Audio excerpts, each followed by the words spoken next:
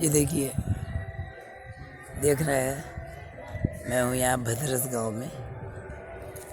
जीवन में कुछ ऐसी चीज़ें होती हैं, जनरल किसी आदमी से कहा जाए तो ये टूटा फूटा कुआं है और कोई ऐसी खास बात नहीं है, लेकिन शायद मेरे लिए जो है अमूल्य चीज़ हो चुकी है ये कुआं। कभी मेरे पिता यहाँ पर पानी वगैरह भैया भरा करते थे साथियों। ये देखिए, पिता की मृत्यु हो गई है, आज पीड़ाओं में हूँ।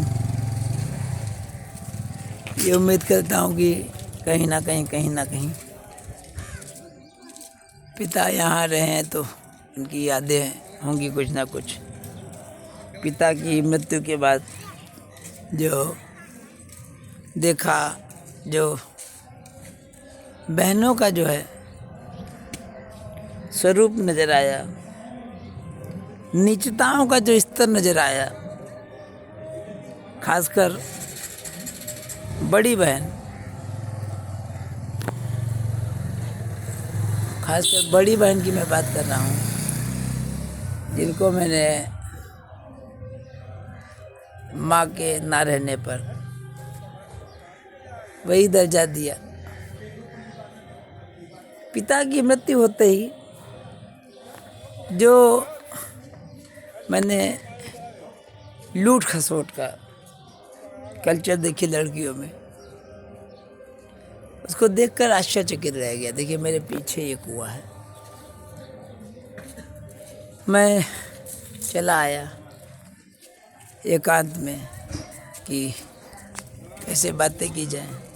ढेर सारी बातें, ढेर सारी पीड़ाएं होती हैं, क्या किससे बात की जाए।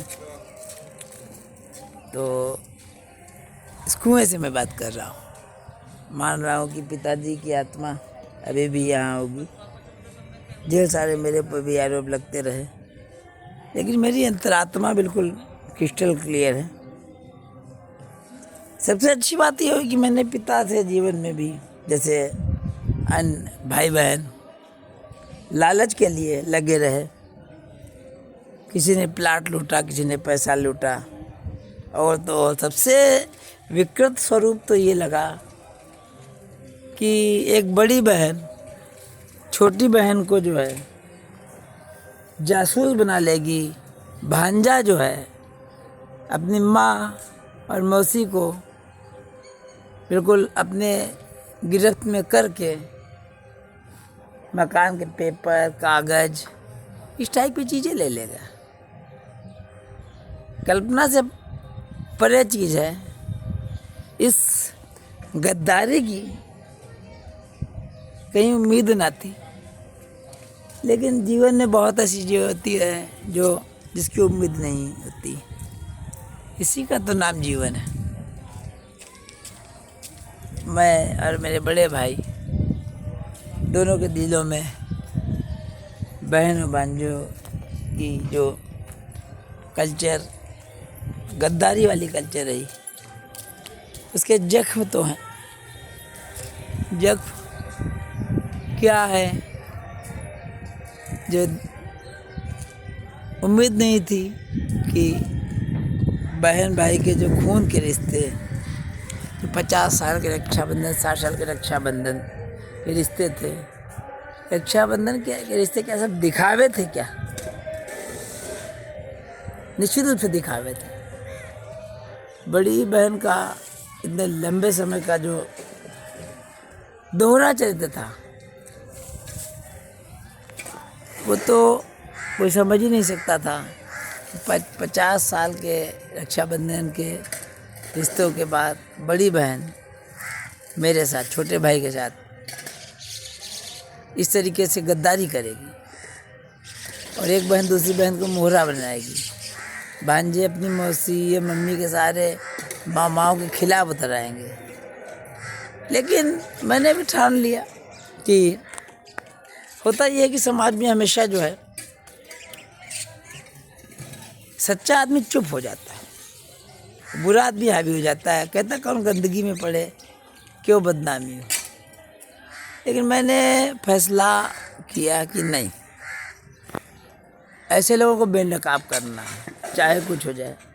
बेहतर अगर गद्दारी की है तो हमारी फैमिली से ये बड़ी बहन, दोनों बहनें, भांजे, ये गद्दार फैमिली के नाम पर इनका नाम जो है लिखा जाएगा, इसमें कोई कहने में शक नहीं।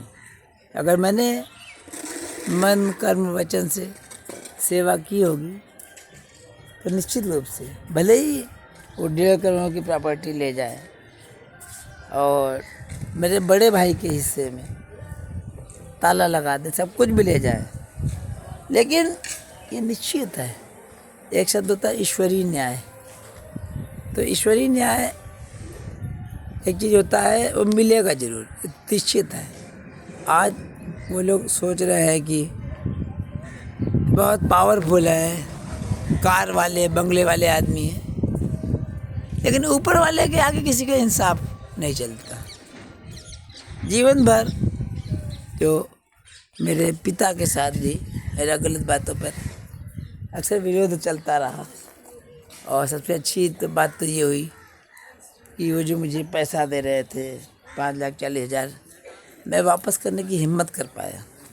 अगर वापस करने की हिम्मत ना करता तो मैं लड़ ना पाता। ये पीछे देख रहे ये कुआं है, इसमें कभी मेरे पिताजी पानी भरा करते थे। ये देखिए साथ बदल को गाँव आया हूँ, बड़ा सुकून मिल रहा है मुझे।